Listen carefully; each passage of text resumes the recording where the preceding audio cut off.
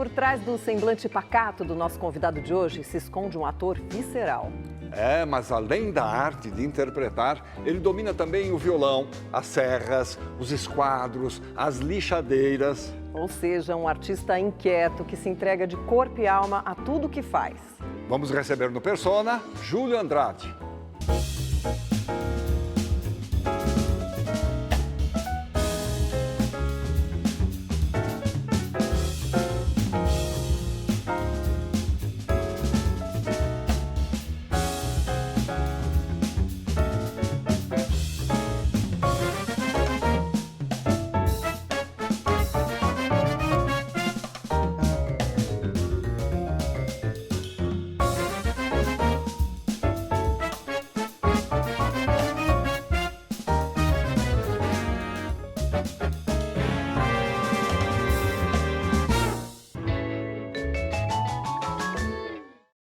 Júlio, seja bem-vindo ao Persona.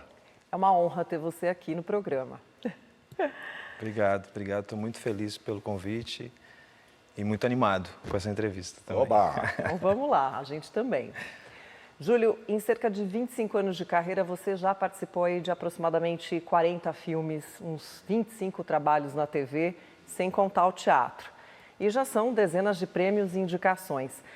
Mas com a série Sob Pressão, né, onde você faz o papel de um médico idealista e que luta, né, contra as mazelas de um hospital público, você ganhou enorme projeção, talvez, eu acho que uma das maiores da sua carreira. E aí você diz que se preparou muito para esse trabalho, o que deve ser especialmente difícil para você que tem uma questão Sim, super. com hospitais e super. afins. Como é que foi essa sua preparação?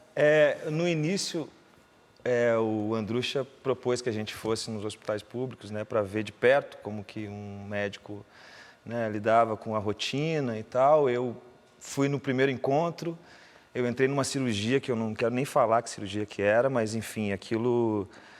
E eu não consegui olhar para a cirurgia, eu olhei muito para os médicos, assim, né? Eu olhava, ficava nos médicos, no olhar deles, era o que mais me interessava, porque a cirurgia, de fato, como você falou, eu tenho muito problema com sangue, né? Desde muito pequeno. Eu não posso ver sangue que eu desmaio, eu me jogo no chão, eu faço um escândalo, assim. Eu corto o dedo, eu já fico com a faca, cortando cebola, já é um problema na minha vida. Então, esse era o grande desafio para mim.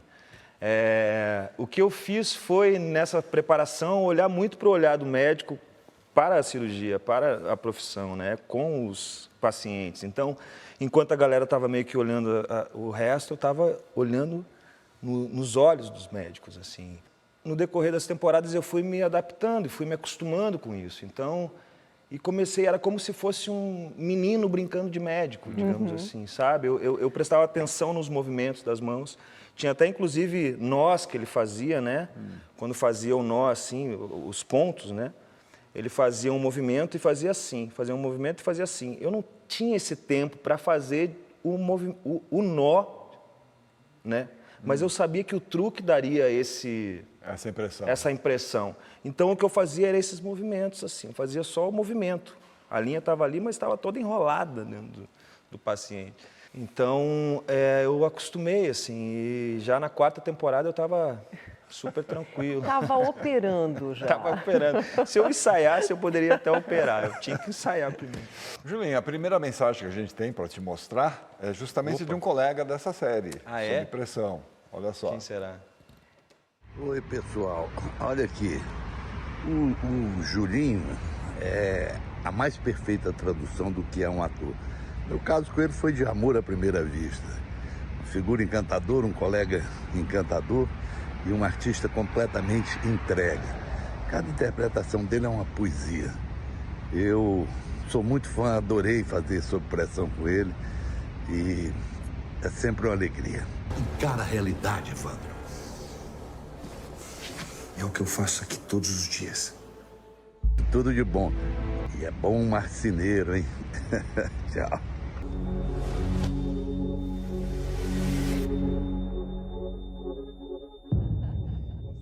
Stepan é um grande parceiro, assim, e é muito lindo você ver um cara que você admira falando bem de você, do seu trabalho. É um mestre, né? A gente tem que colocar os nossos mestres, aprender com eles, né?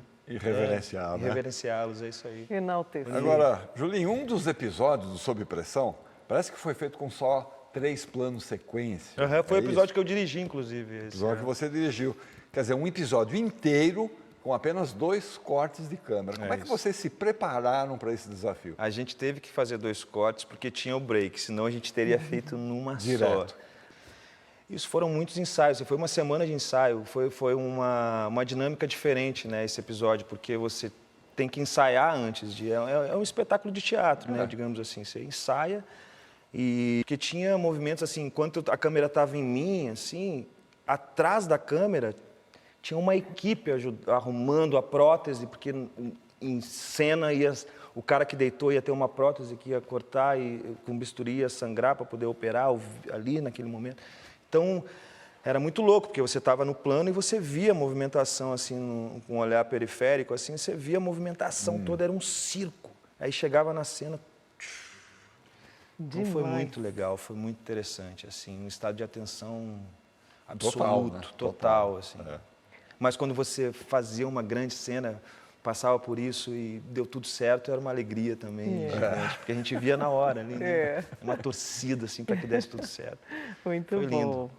Agora vamos voltar à fita e falar das suas origens? Sim, bora. Você nasceu em Porto Alegre e desde menino já demonstrava tendência para as artes. A marcenaria do seu avô era um verdadeiro parque de diversões para você. Mas aí a coisa acabou ficando séria e você se tornou marceneiro tambem, além de ator, Eu não né? digo que eu sou marceneiro, eu digo que marcenaria é meu hobby, porque, pô, tem muito marceneiro bom pra caramba aí. Eu gosto de aprender, eu procuro aprender coisas e tal, mas é meu hobby, digamos assim. Então dá uma olhada no quadro que a gente preparou sobre Deixa eu essa ver. nobre arte. A marcenaria é uma das formas mais antigas de artesanato e remonta à pré-história, época em que a transformação da madeira em ferramentas, armas e abrigos era vital para a nossa sobrevivência. Com o passar do tempo, a rudimentar arte da marcenaria evoluiu e se sofisticou. Já na Idade Antiga, marceneiros egípcios, gregos, romanos ou japoneses estavam entre os profissionais mais valorizados do mercado, embora ainda fossem anônimos.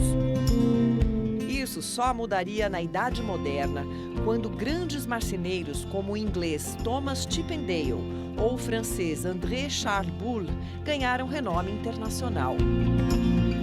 Atualmente, existem aplicativos de computação gráfica e maquinários sofisticados que podem produzir móveis e objetos em escalas industriais.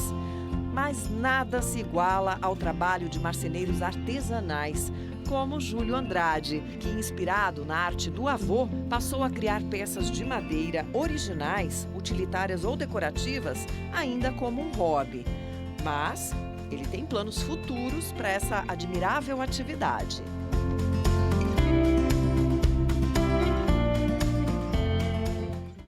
Que lindo, lindo. Pô, não sabia também dessa... Gostei. E você tem uma marcenaria na Eu sua tenho casa. casa, E você cria de tudo, inclusive seus personagens. Sim, é onde eu acho que eu medito ali, sabe? É onde que eu penso as cenas, é onde eu penso meus personagens, é onde eu esqueço de tudo e concentro e deixo a mente fluir, assim. É um lugar muito que eu amo. Se eu pudesse... Tanto que quando eu acabo um trabalho tipo como Betinho, a primeira coisa que eu faço é arrumar minha marcenaria, é inventar alguma coisa para fazer, sabe? E quando eu estou muito também estressado, com muito problema, eu vou para lá e faço. Eu gosto muito de fazer luminárias, eu gosto de fazer títeres. Títeres é uma coisa que eu amo, assim, que eu ainda quero investir nisso, sabe? Eu fiz um teatrinho de madeira com uma cadeira e uma porta. Eu usei uma cadeira e uma porta e fiz um teatro. Com iluminação, então eu mexo com eletrônica também. Eu sempre fui muito curioso com tudo. Eu fui aquele menino que ligou coisa na tomada e tomou choque, sabe? Eu fui o menino que pegava um carrinho de controle remoto e desmontava ele para tentar fazer 2, 3 carrinhos, sabe? Muito bom. Então, meu avô que plantou essa semente em mim, assim. E eu tento plantar isso no meu filho, já plantei, que eu sei que eu plantei, porque essa coisa de fazer, né, do fazer é tão legal, né? O artesanal. O artesanal, né? Eu me considero um fazedor de coisas, assim, sabe? Eu gosto disso. Muito bom. Agora, desde cedo você demonstrou talento também para a música. Estamos com o violão ali esperando, né? Aprendeu a tocar violão, chegou a tocar em barzinhos lá. Toquei na muito em noite, barzinho. em Porto Alegre e tal. Aí chegou um momento que você resolveu largar os estudos, porque queria montar uma banda de rock. E meu pai Isso que eu ia falar. Seu pai teve uma reação curiosa. Né? Muito curioso, mas eu entendo ele também. Eu acho que talvez ele ali já tivesse sacado qual o meu caminho. Mas foi um break que eu dei assim, não foi largar os estudos. Eu falei, eu estava na metade do ano, eu vi que eu estava meio mal na escola, porque eu estava me dedicando muito à minha banda, que chamava Impressão Digital na época. Tocava, inclusive, nas festas do próprio colégio, assim. E aí eu falei, pai, eu acho que eu não vou bem nesse ano e eu tô a fim de dedicar música, coisa. Ele falou, meu filho, a vida é sua, meu filho, se você quer, vai lá. E eu perdi aquele ano, mas eu ganhei muito também naquele ano, assim, sabe? Seu pai também tinha uma tendência para cantar, né? Meu pai adora cantar. Mas, assim, quem cantava mesmo era minha avó, por parte de mãe, a Maria Helena, e meu avô, Adair, que era o velho China. Meu avô era considerado o gaúcho mais carioca de Porto Alegre. Assim. Ele é um cara que vivia de branco, com sapato branco, e ele era boêmio, conheceu o Lupicínio, cantava na noite e tal, dava uma palhinha. Não era cantor de noite, mas ele dava sempre uma palhinha, assim. E minha avó, que tinha um caderninho que ela cantava para mim. Eu era o único neto que atentava para ela, assim, ficava ali, né? Tinha paciência para ouvir ela cantar. E eu lembro muito disso, assim, também. Eu acho que a música foi entrando na minha vida. E depois também meu tio, né, o Marcelo, Cello Andrade, ele tocava também, tinha uma banda. Eu não lembro de onde é a banda dele. Ai, como é que fugiu isso aqui? Enfim. Mas ele tinha uma banda e eu era muito fã dele. Eu ia para os shows da banda dele, ficava olhando, eu falava, pô, eu quero ser igual a você, tio. Eu lembro uma vez ele falou para mim assim, ele falou, se um dia a gente fizer sucesso, o tio fizer sucesso, eu te dou uma força. Se você me fizer sucesso, tu me dá uma força. E a gente se fala assim, pouco, né? Ele já fez uma participação também, eu acho que no Sob Pressão, fez um teste, passou. E ele se dedica agora ao teatro. Ele era um cara da música que foi para o teatro. Que bacana. Eu acho que fui eu que meio que plantei essa semente nele também. Que era o acordo que vocês tinham. E ele faz musicais hoje em dia. É lindo ver ele trabalhar. E aí, num certo momento, o teatro entra na sua vida, né? Como é que foi Sim. que isso aconteceu? Foi uma vizinha, Lídia Troian, que uma vez simplesmente bateu na minha casa e falou com a minha mãe, assim, com meu pai direto, assim. Eu estava junto também, eu lembro. Ela falou, eu vim aqui porque eu acho o Juninho tão solto, um cara tão... Eu acho que ele tem uma coisa artística e eu tenho uma peça que eu estou fazendo, é um espetáculo infantil, chama Um Dia na Floresta, e estão querendo fazer um teste para um dos personagens. Eu achei que o Juninho poderia mandar bem nesse personagem. E eu, naquela hora, eu falei, eu quero. Eu nem titubeei, assim, falei, eu quero. E meu pai falou, não, beleza, vai lá e tal, não sei o quê. E na realidade eu cheguei lá, não era um teste, já estava precisando de um ator, não tinha quem fizesse, e eu entrei na peça. E essa peça, ela rodou assim o interior do Rio Grande do Sul, as escolas e tal, era uma peça, a gente chegou a quase ganhar um prêmio de melhor espetáculo amador de Porto Alegre na época. E esse foi o início de tudo, assim, foi onde eu me apaixonei pelo teatro. E nessa época também eu estava assistindo muito espetáculo de teatro, e eu lembro de ter assistido uma peça com o Roberto Oliveira, que é um grande ator de Porto Alegre, um amigo querido. E eu lembro exatamente da cena dele numa banheira, nu, numa garagem, era um estacionamento, assim, a peça ela acontecia num estacionamento, então o teto era baixo, tinha umas lâmpadas, e ele nu nessa banheira com um rato branco na cabeça, vivo assim, com um livro, e em determinado momento ele arrancava umas páginas do livro e engolia em cena. O espetáculo chamava O Estranho Senhor Paulo. E quando eu olhei aquilo, me impactou de uma forma, num lugar assim que eu falei, bicho, eu quero isso, eu quero engolir folhas de livro também, eu quero ficar nu numa banheira, eu quero fazer isso, é isso que eu quero para a minha vida. E é isso, né? A gente não entende como que a vida nos leva, né, para esses lugares assim. Mas eu tô aqui hoje, né? Então foi... Ainda bem que você Foi está um- aqui hoje, olha que maravilha. Mas, Julinho, aí 18 anos de idade, essa idade é terrível, né? Hora de servir a pátria e você foi convocado para o Exército. Na minha Como é que foi a sua temporada na caserna? Na minha época, a gente não tinha escolha, né? Hoje você tem como escolher, né? Na minha época, não tinha. E na época, eu tava com a banda, eu tava com a peça, eu tava muito, assim, nesse universo das artes, assim, né? Aí eu lembro do momento, assim, que tava todo mundo numa sala, eles foram chamando as pessoas, assim, fulano, pode ir, fulano, ciclano, pode ir. E, de repente, meu nome, não falavam meu nome, eu comecei a ficar nervoso. E teve uma hora que ele falou com um sorriso, assim, o tenente, eu lembro até o nome do tenente. Ele falou, bem-vindos ao Exército Brasileiro. Olha. Aí, naquele momento, o mundo, assim, desabou em cima de mim. Eu falei, não acredito. Ai. Mas eu fiz grandes amigos. De alguma maneira eu me virei naquele lugar, assim. Eu tocava violão, eu era o cara que tinha um violão. Eu tatuei no quartel um violão no braço. Então eu tocava e 200 pessoas cantavam junto. Eu lembro que eu não sei se eu posso falar isso, mas eu lembro que eu peguei o hino do Exército e fiz um blues. E o tenente descobriu e falou para mim, porque meu nome lá era César Andrade, não era Júlio Andrade, era César Andrade, porque meu nome é Júlio César Andrade da Silva. César Andrade. Ele falou, César Andrade, na minha sala agora, você, o Brits, o Marangon, não sei o quê, chamou mais uns 2 camaradas, a gente foi, sentou, e ele falou, e o violão. Aí quando a gente chegou na sala, ele falou, toca a música para mim, o hino para mim. E a gente tocou o hino no blues, assim, mas tocou com tanto medo que eu nem lembro se saiu a música, assim. E no fim ele deu o mesmo tenente que tinha falado pra gente, bem-vindos ao Exército, foi esse tenente, Tenente Otacir. Ele falou, gostei, eu gostei da música. Mas, por favor, não toque nunca mais ela aqui dentro do quartel. Eu falei, beleza, tenente. Eu nunca mais toquei e deu tudo certo. Não fui suspenso, deu tudo certo. E durante anos você fez muitos trabalhos em Porto Alegre, né? No Teatro de Porto Alegre. E aí ganhou os primeiros prêmios da sua carreira com o Menino Maluquinho e o Pagador de Promessas.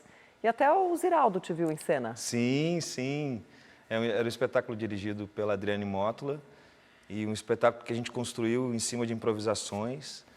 E eu amava fazer o Menino Maluquinho. Era Menino Maluquinho 2000, era um olhar para o futuro, assim. Tinha um computador e tal, mas na época o computador tinha acabado de chegar, assim. E foi muito lindo, assim. Foi uma experiência muito linda. E a gente teve essa grande surpresa de um dia ter na plateia Ziraldo, assim. Eu lembro que eu fazia uns bonecos também de Durepox, que eu amava fazer. E eu fiz um Menino Maluquinho com uma panelinha, e eu dei de presente para ele, foi lindo, assim, ele adorou. E grande Ziraldo. Agora, ao mesmo tempo que você fazia teatro, você começou a participar também de curtas-metragens. Você fez vários. Muitos, né? Muitos. Lá em Porto Alegre. E também participações em minisséries, telefilmes da RBS. A RBS tinha teledramaturgia na época e eu fiz, umas 3, 4, assim. Tem uma delas que tem um nome muito curioso, que é A Importância do Currículo na Carreira Artística. É da Ana Luísa Azevedo, da Casa de Cinema, né? A Aninha. E eu amei fazer essa não era série, né? Era um telefilme mesmo. Eu amei fazer A Importância do Currículo na Carreira Artística, porque era a minha história. Era um cara que corria, que estava tentando trabalhar como ator. Então, era ele na rotina de testes e tal, e querendo desistir, e nunca dava certo. E também, na época, eu fazia muita coisa com humor, assim, né? Eu era um ator, considerado um ator cômico na época. Me chamavam muito para fazer coisa engraçada, comédia. E eu nunca mais fiz comédia, isso que é o mais incrível. Agora só papel assim, dramático. Por conta do Cão Sem Dono, né? Que daí é uma outra página da minha história, assim. Mas eu fiz muito, trabalhei com muita gente lá, trabalhei com praticamente todos os diretores, curta-metragistas, assim, Gustavo, Espolidoro, Gilson Vargas, Fabiano de Souza, a galera toda que movimenta o cinema na cidade, eu trabalhei. E foi por isso também que eu quis dar um salto maior, assim, né? para São Paulo, tentar minha história no Rio. Bom, aí você faz a sua primeira aparição na TV Globo. E olha só quem fala sobre isso. Eu conheço o Júlio Andrade há bastante tempo, ele é um grande ator há muito tempo. Nosso primeiro trabalho juntos foi Luna Caliente, uma série que virou um longa, se passava no interior do Rio Grande do Sul, e ele fazia uma participação bem pequena, ele era um soldado que parava um preso político numa estrada, assim, e ele fazia uma cena bem pequena. Mas quando eu vi ele fazendo aquela cena, eu me lembrei de uma coisa que o Paulo José falava sempre, que é, não existem papéis pequenos, existem atores pequenos, porque ele fez a cena muito bem.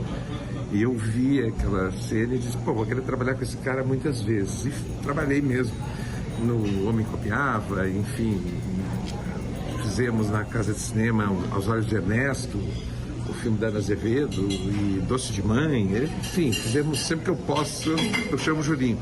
O Julinho ele faz o Paulo Coelho, o Gonzaguinha, o Betinho, eu já disse para ele que se fizerem um filme sobre a Xuxa, vão chamar ele para fazer a Xuxa. Ele é um ator de uma capacidade impressionante, assim, muito verdadeiro. Ele me lembra que a atuação é quase que o oposto da mentira. A atuação é a verdade pura a uma pessoa que se propõe a ser verdadeira na frente dos outros. E só grandes talentos conseguem isso.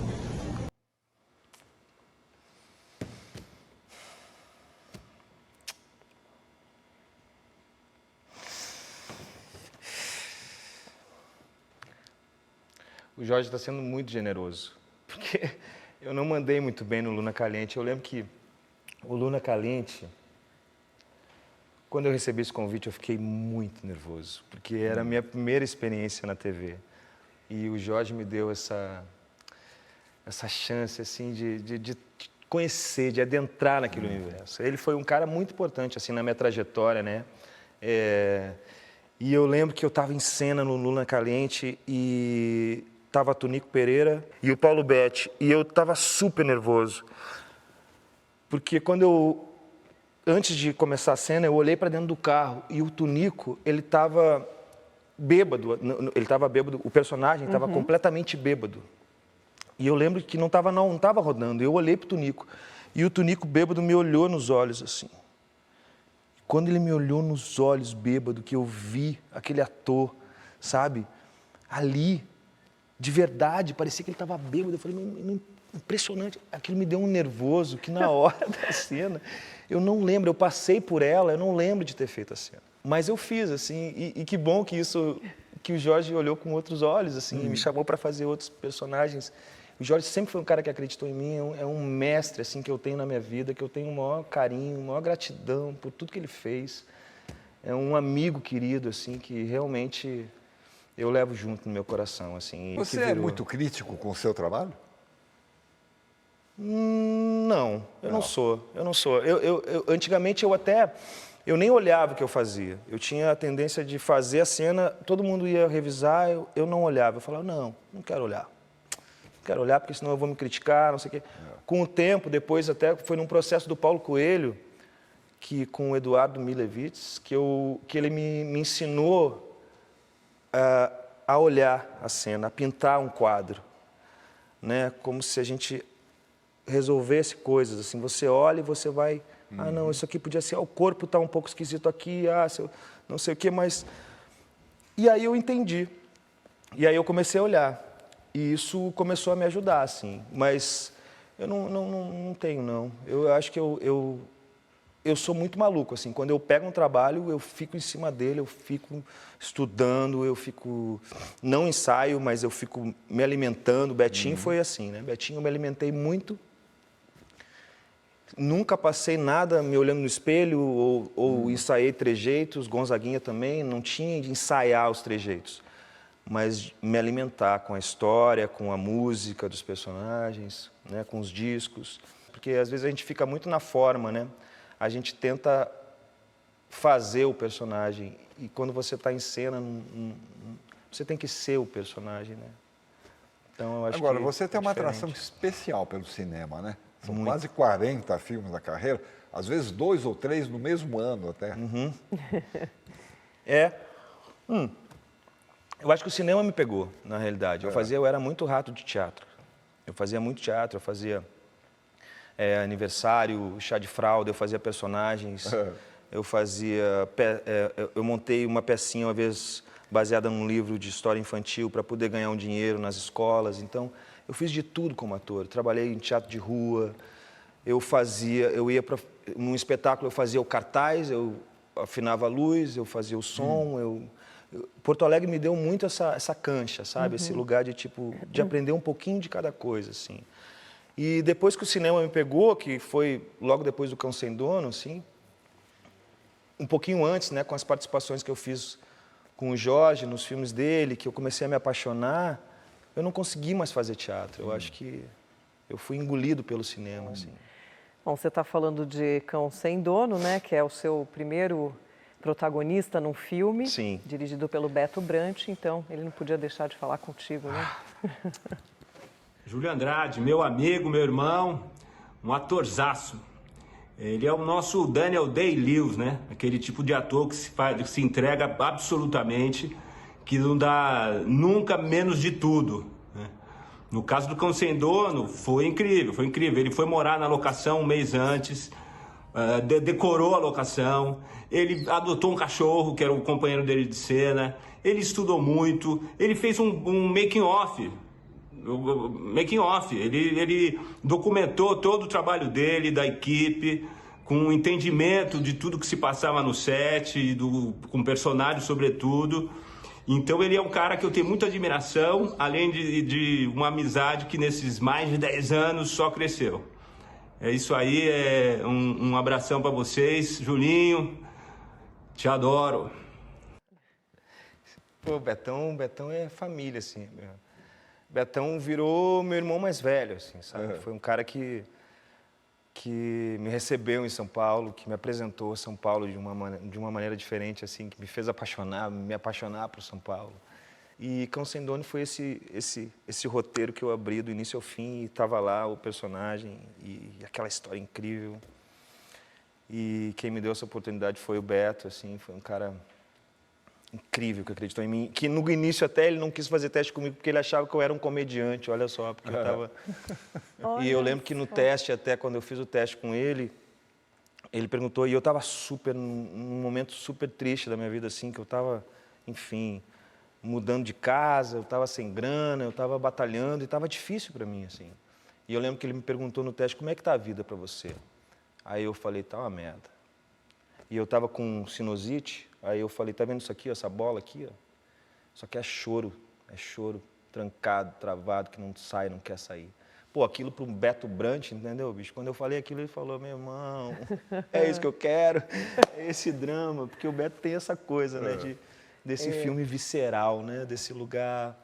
Ele é um cara que eu, sempre quando eu tô com alguma dúvida de alguma coisa, eu falo, meu irmão, ele me ajuda, ele é um mestre para mim, assim, mesmo. Julinho, vamos falar daquele momento que você já mencionou, que você sai de Porto Alegre e vai para o Rio de Janeiro. Né? E aí vem uma nova fase na sua vida. Sim. Mas isso no próximo bloco, tá bom? Tá bom, bora lá. Voltamos já com o Júlio Andrade.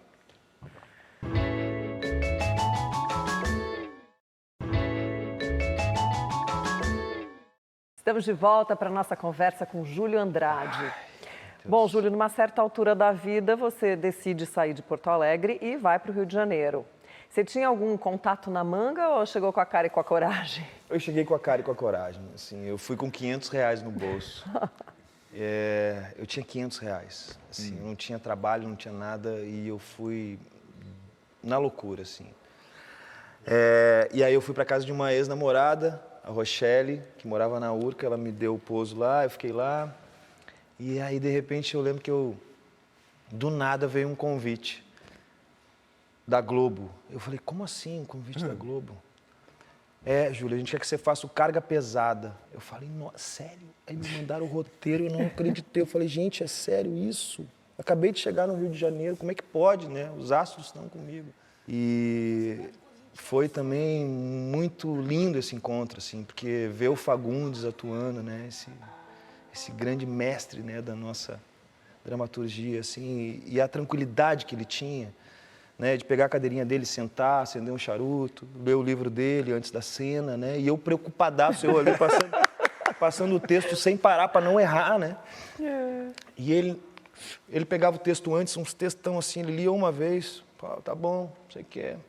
E foi lá, e aí eu fui para a cena com ele, eu tropecei, eu gaguejei, eu falei, desculpa, Fafá.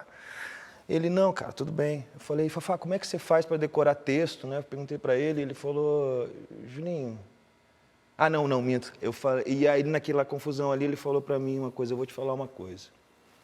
Eu nunca vou esquecer o que ele me falou. Ele falou, você é um grande ator. Você traz uma naturalidade para o personagem. Você é verdadeiro. Você é dedicado. Você tem tudo para ser um grande ator. Mas você precisa aprender a decorar texto. Eu falei, tá bom, Fafá, como é que decora? Ele falou, cada um tem a sua maneira. Cada ator tem uma maneira de decorar seu texto. Descubra a sua. E eu descobri a minha, assim. Com o tempo eu descobri a minha. Hoje eu não tenho mais problema com texto, mas foi o Fafá que me deu essa chamada, assim, sabe? E foi uma experiência linda, maravilhosa. A decisão de sair de Porto Alegre para o Rio de Janeiro foi uma decisão baseada em critério profissional, por exemplo? Eu preciso trabalhar em outros lugares? Eu preciso trabalhar com outras pessoas. Eu preciso aprender com outras pessoas. Era esse meu desejo, assim. Então, eu fui com esse sonho, assim, e eu sentia que alguma coisa ia acontecer. É essa a realidade, assim. Júlio, você já revelou que o seu pai se arrepiava todo ouvindo uma canção de Gonzaguinha. E você tem uma memória super forte de tudo isso, né? E aí você vai interpretar o Gonzaguinha no cinema. Mas antes da gente falar sobre isso, dá uma olhada no quadro que a gente preparou.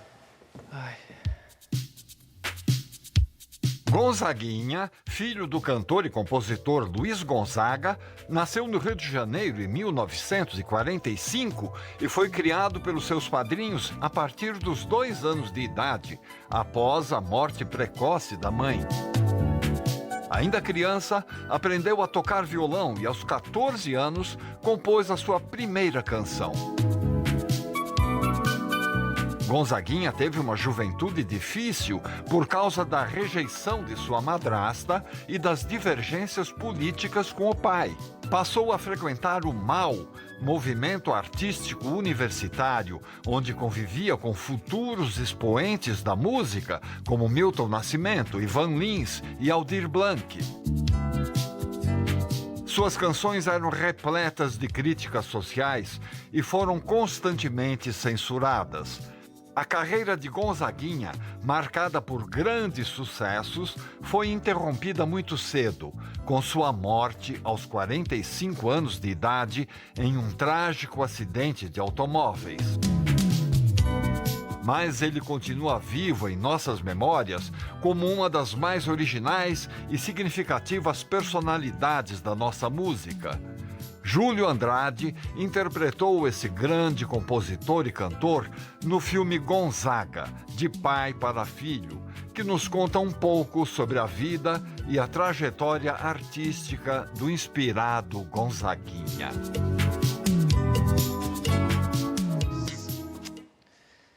Tenho muito carinho por esse filme. Primeiro porque tem Breno Silveira, né, meu outro gênio, assim, outro amigo que acreditou muito no meu trabalho, assim. E Gonzaguinha foi um outro divisor de águas, assim, na minha vida, né, que me deu uma projeção nacional, assim, né, do meu trabalho.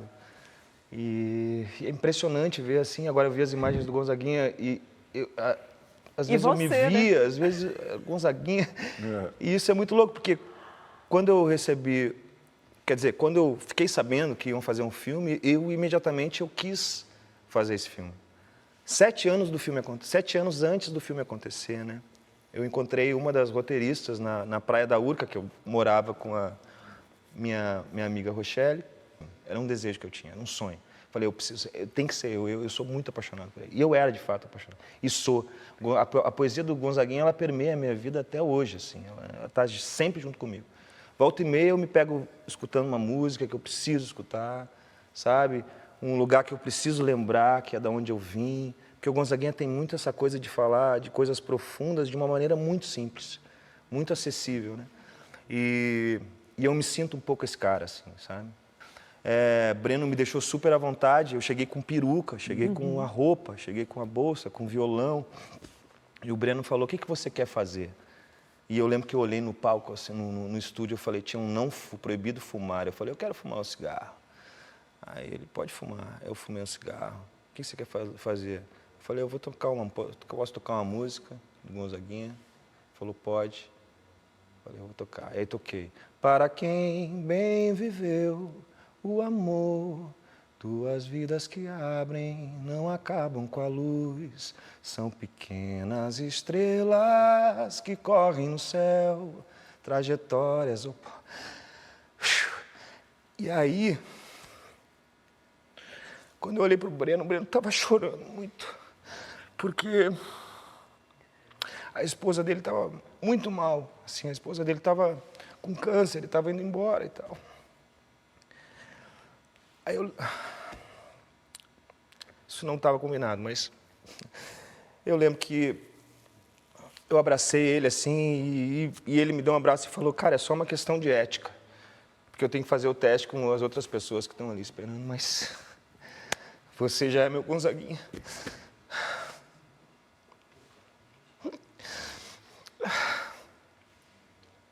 Desculpa.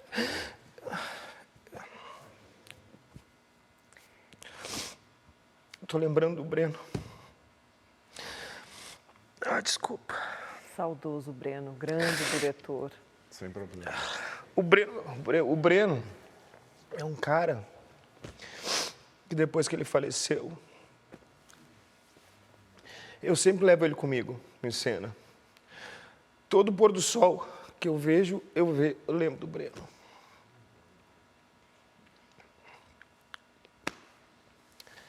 É isso. É isso. Que lindo, que lindo. Tinha que ser o seu papel, né? Esse papel tinha que ser seu. Tem mais uma mensagem para você. Vamos ver de quem é. Ai, meu Deus do céu.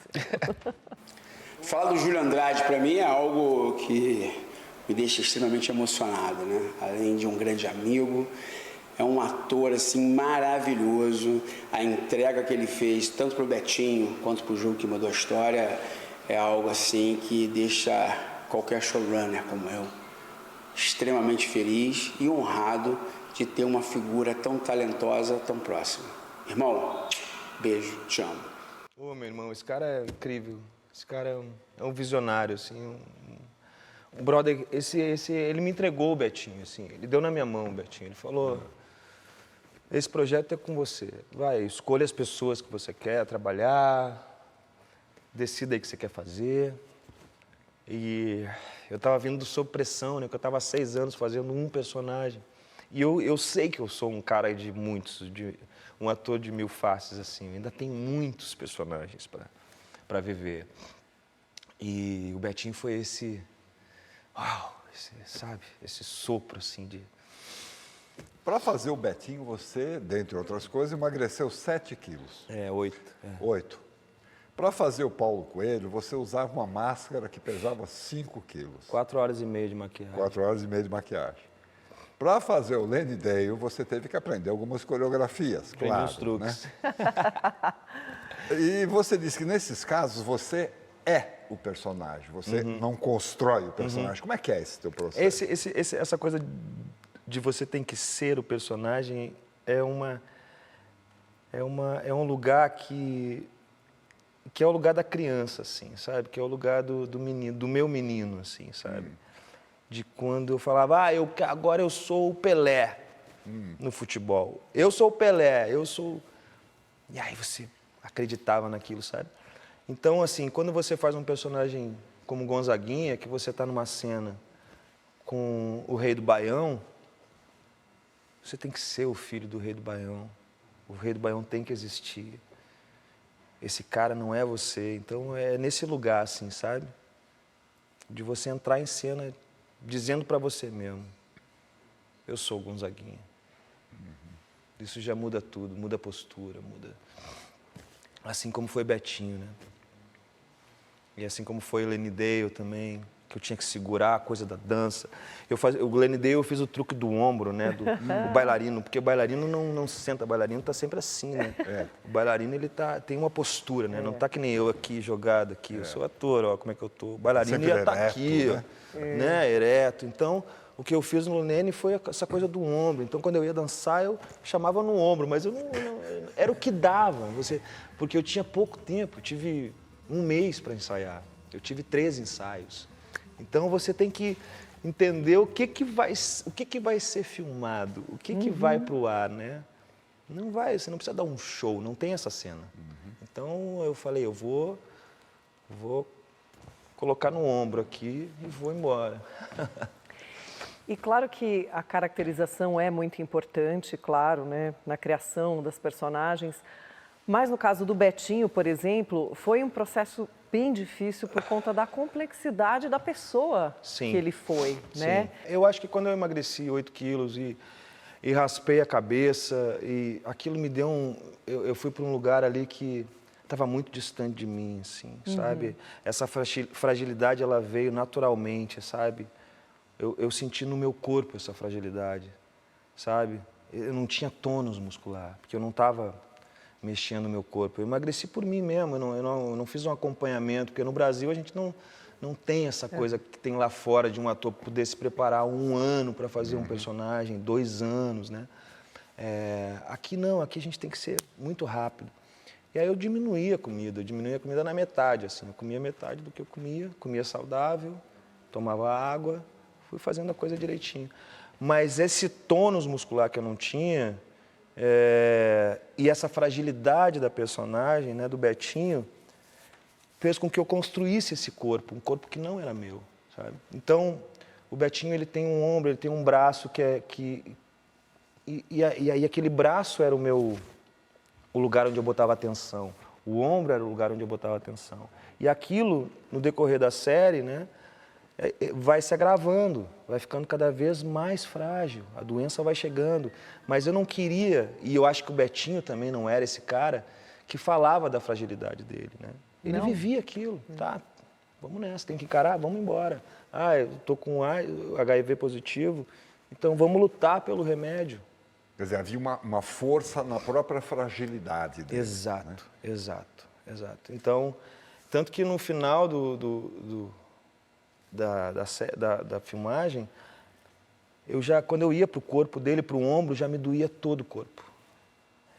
Eu relaxava em casa, quando eu chegava para filmar, eu fazia o ombro, já estava todo doído. Aí depois eu tive que reconstruir todo esse meu... E fora isso, a complexidade de quem ele foi como líder, né, das lutas sociais. Exato. Não, é um cara que carrega uma bagagem incrível, assim, né? É realmente o maior ativista do nosso país, né? Eu sou muito privilegiado de poder contar a história do Betinho, desse cara fantástico. E a gente também, ao mesmo tempo, não queria uma série chapa branca, assim, que contasse só o lado heróico dele, sabe? Ele é humano também, ele deixou a mulher com o filho, ele pegou a grana do jogo do bicho para poder ajudar as outras pessoas, ele tem falhas, dores, erros, como qualquer outro ser humano, então isso foi importante, está na série. Não à toa, você está indicado para o Emmy de melhor ator por essa série, né? Eu já fui indicado 3 vezes para o Emmy, mas essa indicação tem um gosto muito especial, assim, porque levar o nosso cinema, né, para fora com um personagem que tem tanta relevância, né, que tem uma importância, né, na história do nosso país, né, nesse momento que a gente está vivendo tão conturbado, assim, tão caótico, né? O Brasil está vivendo um momento caótico, é a queimada, eu não sei o que, é essa política doida, esse circo de horrores. E de repente vem essa indicação, né, dessa história tão linda, assim, né? Que é a história do Betinho. É quase que para mim, um sopro de esperança, assim, sabe? Eu estou indo com o coração aberto, assim, eu estou muito feliz só de ter recebido a indicação. Eu costumo dizer que eu não crio expectativas, assim, com prêmio, nunca criei mesmo, assim, de verdade. Eu me sinto muito premiado já, assim, na vida. A frase da minha vida é: a vida pode ser muito emocionante, porque a minha vida é muito emocionante. Quando eu acho que eu já vivi emoções incríveis, acontece outra, e acontece outra, e acontece outra. Aí é meu filho, aí é meu irmão, aí é minha esposa. A vida é muito emocionante. Eu estou só surfando nessa onda. Vamos para mais um intervalo? Porque no Vamos. próximo bloco a gente quer falar com você sobre seus trabalhos mais recentes e novos projetos. Bora lá. Voltamos já com o Júlio Andrade.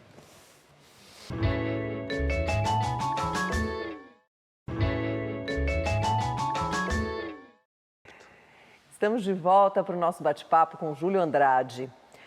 Bom, Júlio, outro parceiro constante no seu trabalho é o diretor Zé Luiz Villamarim. Sim. E com ele você atua nas séries O Rebu, Justiça, Força Tarefa e também no filme Redemoinho, que... O primeiro filme dele, o primeiro longa dele. E que você diz que é um trabalho muito importante para Muito, você. muito. Né? Mas vamos ouvir o que ele tem para falar? O Zé tá aí? Tá aí. Ixi. Júlio, querido, saudade. Saudade da imersão que a gente fez em Cataguases para interpretar o nosso Gildo em Redemoinho. Muito bom estar com você realizando esse filme. Esse ator leve, potente, que entrega, que busca sempre a catarse, aquele desejo que a gente tem sempre, né, de um set onde as coisas acontecem de uma forma epifânica. Enfim, você tem essa capacidade, por isso que eu gosto de trabalhar contigo. Um grande abraço, boa entrevista. Daqui a pouco a gente está junto fazendo mais alguma coisa aí, algum filme, alguma série, algum projeto. Saudade. Abração. Sabe o que é passar o tempo todo pensando o que a tua vida podia ter sido? Sei muito bem. Ah, nossa. Oh, meu Deus, tenho lembranças ótimas desse filme. Zé é um parceiro também que só me deu personagem incrível. O Zé só me deu personagem incrível. Zezão, eu quero muito trabalhar com você, meu irmão, me chama aí. Eu amo trabalhar com esse cara. Eu nunca nem questionei quando ele me convidava para trabalhar. Quero ter um personagem bom para você aqui. Eu falei, me coloca aí. Eu nem questionava, porque eu sabia que era o personagem mais complexo da série, um personagem que ia para esse lugar catártico que a gente gosta, assim. Quando você fez Um Contra Todos, por exemplo, que também foi um trabalho que te rendeu, inclusive, uma indicação para o Emmy, né? Sim, exatamente. Você disse que quando tem muitas cenas, você não consegue decorar com tanta antecedência e decora na hora. Na hora, Eu não consigo decorar com antecedência nenhuma cena. Já tentei. Não é meu jeito de decorar. Aí é que está o segredo. A gente, às vezes, às vezes a gente acha que é isso. É decorando, é olhando o texto, é vendo, é escrevendo. Tem gente que escreve. Eu não, eu preciso esquecer do texto. Porque quando eu esqueço do texto, eu lembro do porquê que eu estou ali. Por que o personagem, o que é? Qual a ideia dessa cena? Qual o objetivo dessa cena? Então, cada cena ela tem um objetivo de ir para algum lugar, né? Ela começa e vai. Às vezes é uma cena de passagem, mas a gente... é nesse lugar que meu cérebro raciocina, sabe? Eu tenho que pegar primeiro a ideia, o objetivo da cena, e o texto é a última coisa, ele vem. Né? Pelo menos é assim que eu funciono. Esse é o teu processo. Meu processo é esse. E você acabou de fazer mais um personagem real, que é o Lampião. Sim, eu saí do Betinho, fiquei 2 meses sem trabalhar e de repente eu estou de Lampião. Então você imagina, Betinho e Lampião. Não é nada a ver, Lé com Cré. Mas eu aceitei por ser um personagem popular, por ser um outro olhar sobre essa vida no cangaço, né, dos cangaceiros e da história do Lampião. Na realidade, não é a história do Lampião, é muito mais a história da Maria Bonita. Então, é o olhar feminino dentro do bando, né, como que esse feminino ele influenciou, né, em todo o resto dentro do bando. Então, foi uma experiência muito incrível. Foi dirigido pelo Sérgio Machado, uma série de 6 episódios. E vai rolar agora, foi lindo fazer, foi maravilhoso. Mais um personagem aí. Júlio Andrade, e o teatro, que foi onde tudo começou? Você tem algum plano, você tem alguma ideia? Quando é que você volta para o palco? Tenho. Eu estou me preparando para me dedicar assim, a um espetáculo. Apareceram alguns convites para mim, mas nenhum que me tocasse assim, que eu quisesse muito fazer. Mas eu estou sim, eu penso nisso diariamente. Assim, eu acho que eu preciso disso. Né? Era o lugar onde eu me alimentava muito, assim, onde tudo começou, né? E eu amo assistir teatro, eu amo ir a espetáculos e ver peças. Acabei de ver agora Otton Bastos naquele espetáculo incrível, maravilhoso, aquele homem maravilhoso, grande mestre, assim. E o teatro tem esse lugar em mim, assim, né? Um lugar do começo de tudo, né? Eu vou voltar, estou preparando aí, vai rolar. Muito Vamos bom. cobrar, Deus quiser. Vamos cobrar. Pode cobrar. Bom, Júlio, nosso programa está chegando ao fim, mas a gente não podia deixar uma mensagem super especial dessa pessoa super especial para você, para esse momento. Oi, gente, que alegria estar aqui nesse programa que eu adoro para falar da minha relação com o Júlio Andrade. Nos conhecemos em 2008, viemos a trabalhar juntos pela primeira vez na série A Teia, em 2013, contracenávamos, era um momento novo da nossa amizade, porque a cena é um lugar muito importante e sagrado para nós dois, então a gente se encontrar ali era um novo encontro e foi maravilhoso. Depois nos encontramos de novo em cena em Elis, ele fazia o Lenny Dale, e foi lindo ver o Lenny Dale dele nascendo, ele vendo a minha Elis, a gente gargalhava muito. Nessa altura da nossa amizade, quando fizemos Elis, já éramos muito próximos das famílias conviverem, eu vi o filho do Julinho nascer, a gente já tinha uma relação muito próxima, então foi muito lindo poder viver isso com ele ali, visto que Elis e Lenny Dale também tinham uma relação de amizade muito próxima. E depois nos reencontramos pela terceira vez em cena fazendo Betinho, que foi lindo também ver o trabalho dele acontecendo ali, Tá a gente poder errado. trocar. Foi muito rico. Chato, tá complicado. E quando ele foi fazer o teste do Gonzaguinha, antes disso, uma vez, ele me contou numa padaria, 6 da manhã, depois de uma festa, que o grande sonho dele era fazer o Gonzaguinha no cinema. Quando teve o teste do Gonzaguinha, ele me chamou na véspera para ver como é que ele tava, tocou uma música para eu ver, para eu dar pitaco, pra gente trocar ali como é que ele tava. E agora, a vida que já era maravilhosa uniu mais ainda, gente. Eu tô aqui grávida da sobrinha do Julinho. Agora os nossos sangues se misturaram, nos tornando uma família que já era uma família de amor, de afeto. Agora uma família com laços sanguíneos, meu querido. Tenho certeza que nós vamos contracenar muitas vezes juntos ainda. Que lindo que agora a gente é uma família assim. Que lindo, que surpresa maravilhosa. A Déia é minha amiga que está desde o início lá, desde quando eu cheguei. Uma irmãzona, assim, e realmente, de fato, a gente se encontrou. Eu lembro desse momento, a gente estava num bar, assim, no Leblon, aquela padaria, não, aquela pizzaria famosa que tem ali. E a gente trocou uma ideia e eu falei desse desejo de fazer o Gonzaguinha, que estava rolando o Gonzaguinha, a gente ficou cantando, eu fiquei cantando músicas do Gonzaguinha. E não tinha nem rolado o teste, estava muito longe ainda. Eu só falei para ela, vai rolar um filme do Gonzaguinha. E eu quero muito fazer. E aí é isso, a vida tem dessas coisas. Meu irmão está casadão com ela e vão ter uma filhinha agora, mais um artista para a família, se Deus quiser. E a gente está vivendo esse momento de glória, assim, absoluta. Júlio, obrigada pela tua presença aqui, foi uma honra. É lindo de ver a tua entrega, né? Você é realmente um ator visceral que traz essa verdade e a gente fica vidrado querendo ver tudo que você faz. Obrigado. Obrigada. Obrigado Muito bom pelo convite. ter você aqui no programa. Eu adorei mesmo. Obrigado. Tanta gente incrível, tantos mestres, assim. Foi muito lindo. Obrigado mesmo. Julinho, eu sei que você preparou uma surpresa aí pra gente, tem um violão ali esperando você. Nós vamos nos despedindo do público que nos acompanhou até agora. Voltamos na semana que vem. Lembrando que quem quiser ver ou rever o nosso programa é só acessar a nossa página no YouTube. E a gente se vê no próximo domingo. Demonstrando a minha fé, vou subir a pé pra fazer minha oração. Vou pedir à padroeira uma prece verdadeira que proteja o meu baião.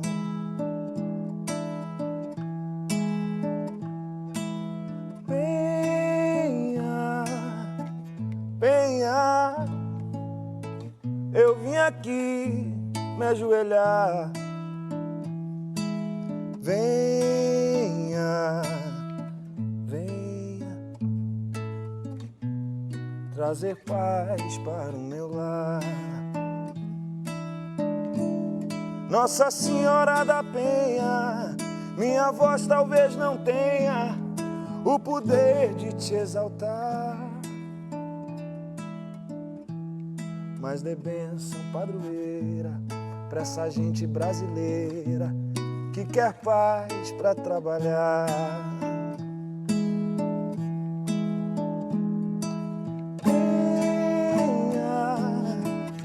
Penha, eu vim aqui me ajoelhar. Venha, venha trazer paz para o meu lar.